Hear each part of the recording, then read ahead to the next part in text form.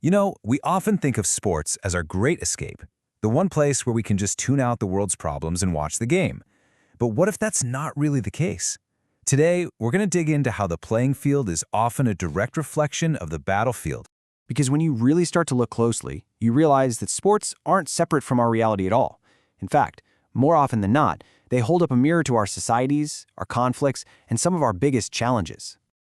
So let's start with the most obvious and direct impact, right? When a global conflict gets so big, so overwhelming, that the games we love just stop. And I mean, just look at this. This shows you the sheer scale of that disruption. 3 different times, the world's greatest celebration of sports, the Olympics, was just canceled, silenced by war. We're talking World War I and World War II, completely wiping these games right off the calendar. But it goes deeper than just canceled events. Think about the individual athletes. Their lives were completely upended. During World War II, literally hundreds of pro baseball players, we're talking some of the biggest stars out there, hung up their jerseys and put on a military uniform. Take the legendary hitter Ted Williams. This number you're looking at, 5, well, that's roughly how many seasons he lost right in the prime of his Hall of Fame career to go serve as a pilot. He served in both World War II and the Korean War. I mean, just imagine the records he might have set in all that time he lost. And for others, the experience of war was totally transformative. Pitcher Warren Spahn, who actually fought in the Battle of the Bulge, came back and said war completely changed his entire outlook. Facing batters was nothing after facing real battle. He came home with this incredible mental toughness that ended up fueling a legendary career. So you see, war didn't just interrupt sports, it fundamentally reshaped the people who played the games. Okay, so let's take this a step further, because sports aren't just a casualty of conflict.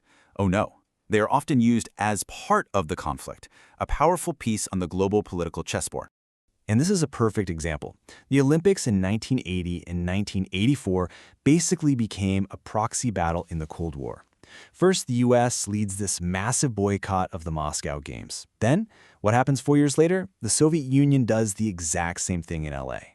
And who was caught in the middle of all this? The athletes, of course. Their Olympic dreams were held hostage by politics. Now, you might think this is all just some relic of the past, some old Cold War tactic, but that playbook is absolutely still in use today. In response to the full-scale invasion of Ukraine, the international community is right back to using the sports world as an arena to apply real diplomatic and political pressure.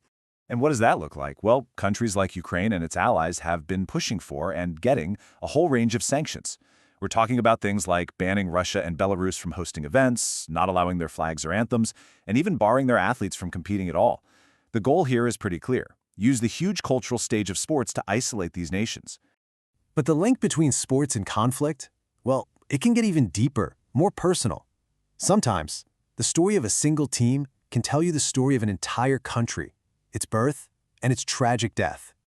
Let's talk about the former Yugoslavia. Their national basketball team was an absolute powerhouse, but it was also way more than that. This was a deliberate, government-backed project. The whole point was for the team to be a shining example of a unified, multi-ethnic country. Seriously, the team was supposed to be the living embodiment of the country's motto, brotherhood and unity.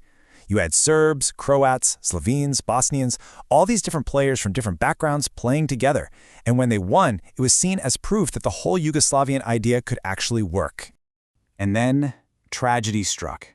As Yugoslavia violently collapsed into a brutal war in the early 90s, the team that was its greatest symbol just shattered right along with it.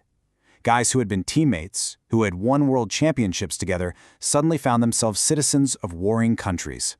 That bond, that symbol of unity, became just another casualty of the war. So that brings us to today. Because even in the face of absolute devastation, we're seeing sport become this incredibly powerful symbol, not of division, but of resilience and national defiance. And if you want to understand why a country like Latvia, right on the front line, is so outspoken about these sport sanctions, you really have to look inside its own borders. The government's strong stance is partly a way of navigating a very complex public opinion at home. So check out this survey from 2022. It really shows you how complicated things are. A clear majority of Latvians blamed Russia for the war. But look at that other slice of the pie. A pretty significant minority, especially among the country's Russian speakers, actually blamed the West. So when you're facing that kind of division at home, using sports policy is a way for the government to send a very clear, very decisive message to the rest of the world. And in Ukraine itself, the resilience is just breathtaking. Football clubs like Shakhtar Donetsk, who haven't been able to play in their home city since 2014, are still out there competing internationally. And their games have become more than just games. They're a platform to keep the world's eyes on their country's fight for survival. But even with all the sanctions and politics, sometimes the sports world manages to create these powerful bonds that just cut right through all the noise of conflict. And this moment right here is just a perfect example. You have Latvia's Alona Ostapenko and Ukraine's Lyudmila Kichenok. Their home countries are united against a common threat, and they decided to join forces on the tennis court. And they won a Grand Slam title together. That's not just a personal victory. It's this amazing symbol of partnership and solidarity in the face of it all. So, as you can see, this idea that sports is just a pure escape, it's a nice thought, but it's mostly an illusion. From battlefields that silenced the games to Olympic arenas that became their own kind of battlefield, sports are just fundamentally, undeniably woven into the fabric of our world. And that really leaves us with a big question, doesn't it? In a world with more and more tension, what role are we going to let sports play?